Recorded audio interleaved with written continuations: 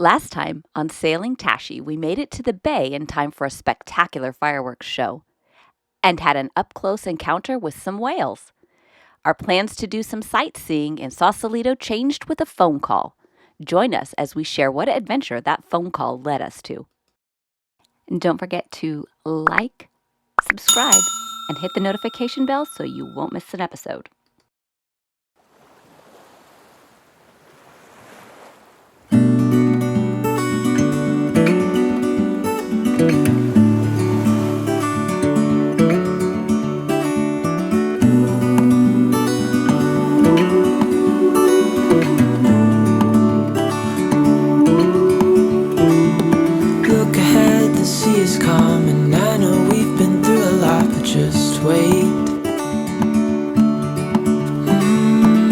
For better days to come and carry us like wind in our sails.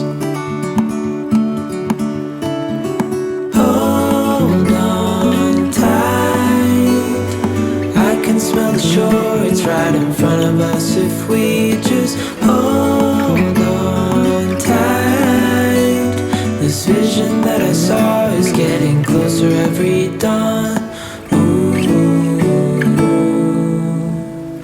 We are dreamers of the shore.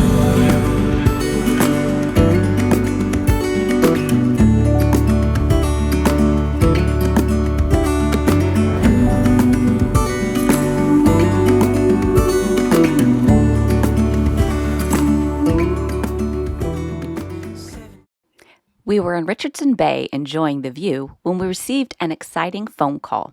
We had ordered new sails months ago, and they were now at the loft waiting for us, and they could fit us in the next day for installation.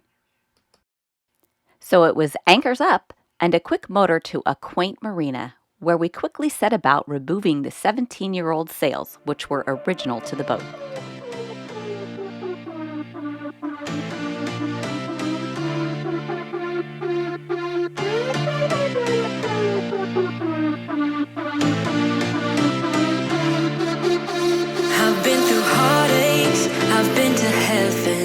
I've done my best and my worst, learned my lessons. No matter how hard my life would treat me, I'd always get right back up, never worry. 'Cause I got a million reasons to keep holding on. Yeah, I got all that it takes to win and overcome. What I got is just a feeling, but it's oh so strong. It goes on and on, on and on. There's something going on inside of me.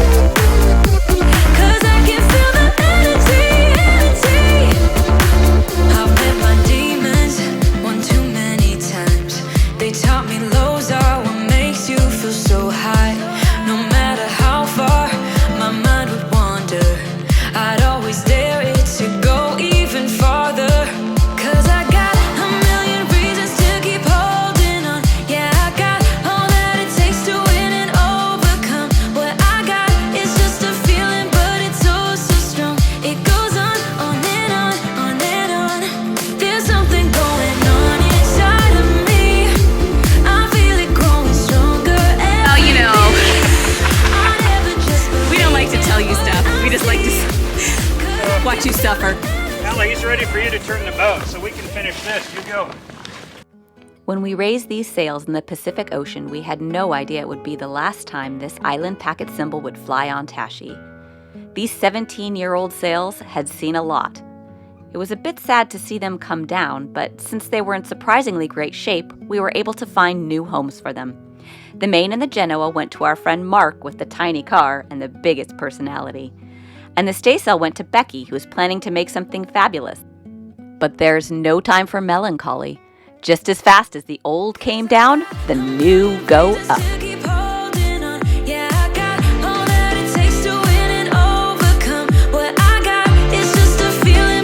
So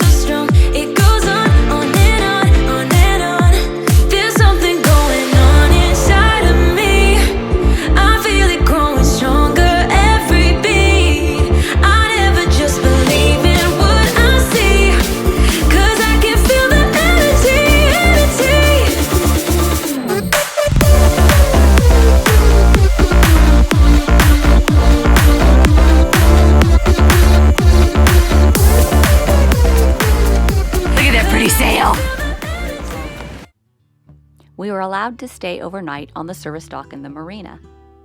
We took advantage of the beautiful morning and walked Brickyard Cove Marina in Richmond. Small boats lined the parking lot on trailers, and more sat tied to docks.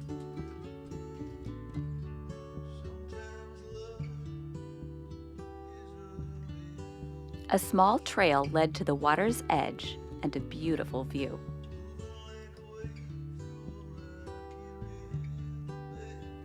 But we would only enjoy the view for a time before heading back, as we had arranged a service call for our radio that we had been experiencing some trouble with. Little did our service tech know that we had way more planned for him than just a service call, but Wesley's always a good sport.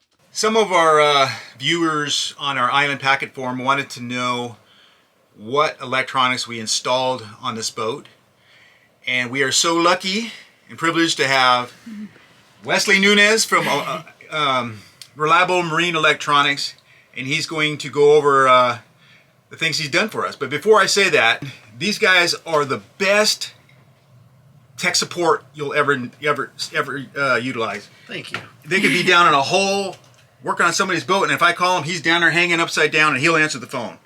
I don't know when he's like that, but we have bothered him like that before. But their tech support is the best. So if any of our friends are looking for new electronics, Reliable Marine Electronics. Here's Wesley Nunez. He's going to talk about how he designed our system. I'll let him take over. Yeah, so what we did here was the Victron lithium system. So we got a little diagram of what we did, and we actually ended up making a few changes in the end. One of the biggest ones was that we ended up, or actually not so much me, but Harold ended up changing the alternator to a lithium capable one, so they get about 100 amps of charge while under motor, and that's pretty nice. And got solar, actually just in the time that I got on board, it's been about 2 hours now, they were about 75% charged, and the solar has brought us back up to 100%. So we're looking good there.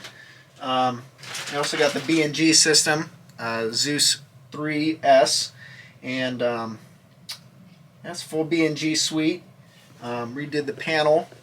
One of the nice things that I like, because I'm a geek, is that we got the Victron stuff integrated, so they're actually able to keep an eye on the battery status from the helm or from the nav station display. Though not quite as important here because we got the nice little Serbo GX touch unit. And we can also look on our cell phones. We got everything on Bluetooth. Yeah, all of the Victron devices are smart devices, and so they're accessible on the Victron Connect app. And so you can log into each individual component, even each individual battery, and check the status, and even do some settings and some adjustments there. So it's a very sophisticated system, and it's got a lot of nice little bells and whistles. But the most important part is that it's got a really large capacity. I think we got just over 1,000 hours. We got 5 of these. I think they're 200 each of the 200 amp hour batteries, and yeah, so got a lot of juice. Yeah, so inside of this little cubby area in here, we got most of our switching and the processors. Then we got our multi-plus inverter charger here. We also have some other components, cell booster up on the wall, and network switch, and nice little area in there. And let's see what else. And then we have the solar MPPTs in the lazarette area, close to where the panels come down. And so got this stuff a little bit spread out, but for the most part, this is the command center. And that'd be it. What Wesley and Hal didn't cover are the multiple times he had to fit into the tiny little cubbies to get to things, the miles of wires he pulled through tiny crevices, and the countless hours that he spent showing us in great detail everything he had done. Not to mention the hundreds of service calls that he always answered, and all with a cheery voice and a pleasant disposition. We would absolutely recommend Reliable Marine Services for all your marine electronic needs. We do plan to share more about the full electronic and other upgrades we did in another video, so look for that one in the future. But for now, it's time to head home and try out those new sails.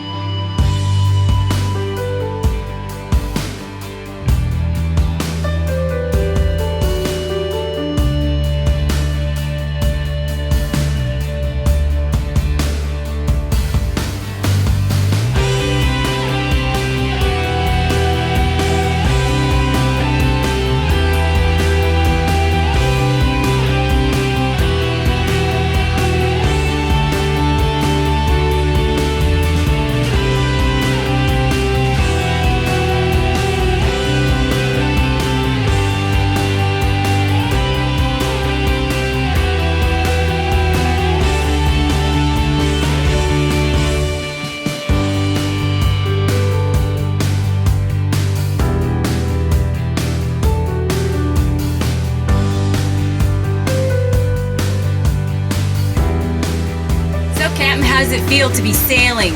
No motor, nothing. Right now we're on a broad reach. We got the main out in the Genoa. Engine is off. It's so peaceful. Just the sails are just flying across the bay here. Doing 7 knots right now. We got up to about 8. We're on, like I said, a broad reach, and We're healing. healing a little bit, but this boat doesn't heal that No, much. it's not bad. So, going good. Woohoo! Very happy. Ah, fist bump.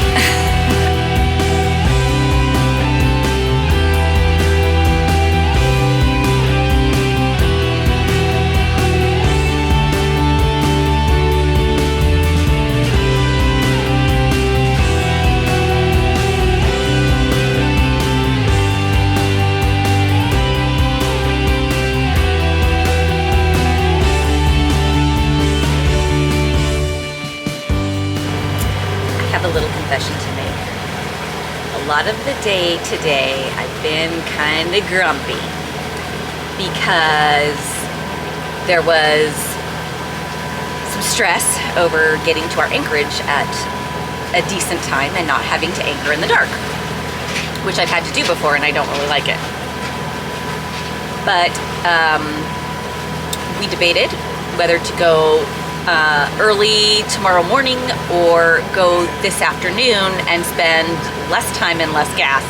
I didn't initially trust that, but I was proven wrong.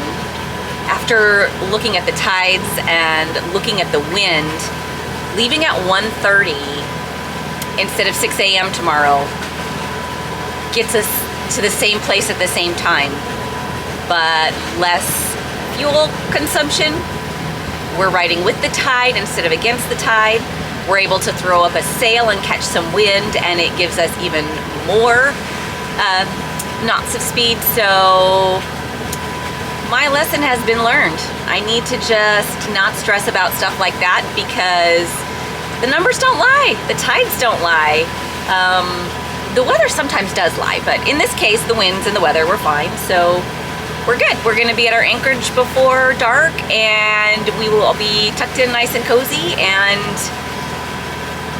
maybe having a glass of wine or something in a little bit. Indeed, we made it to our anchorage in plenty of time to anchor and catch a beautiful sunset.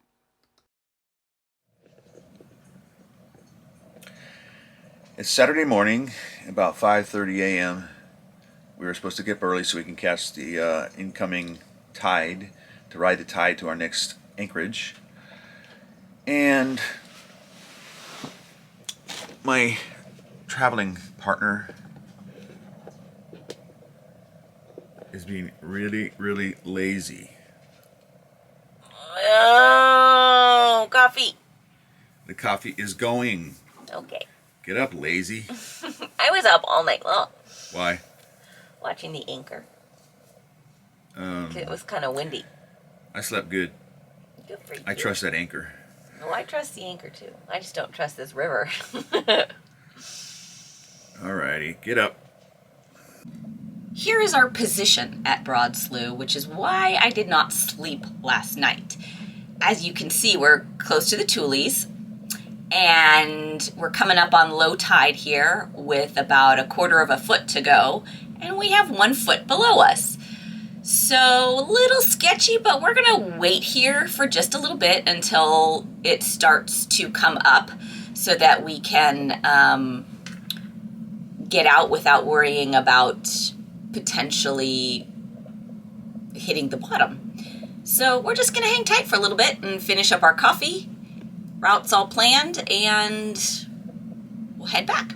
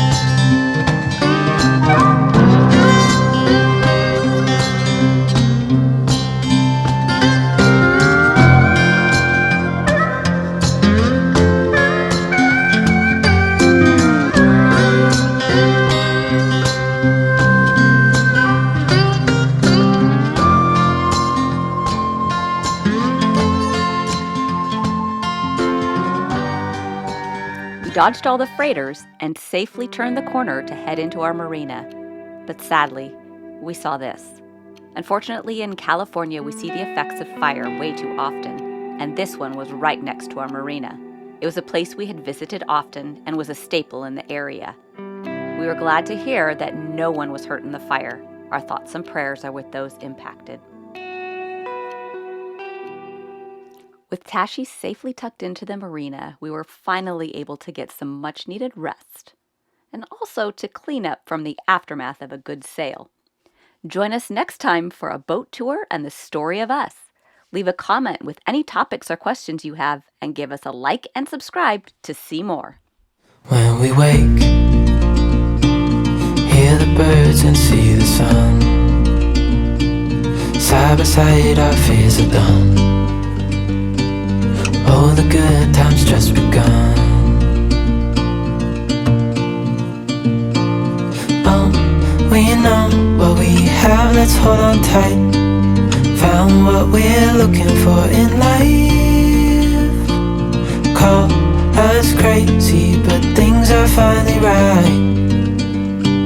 With you and I, the future is bright.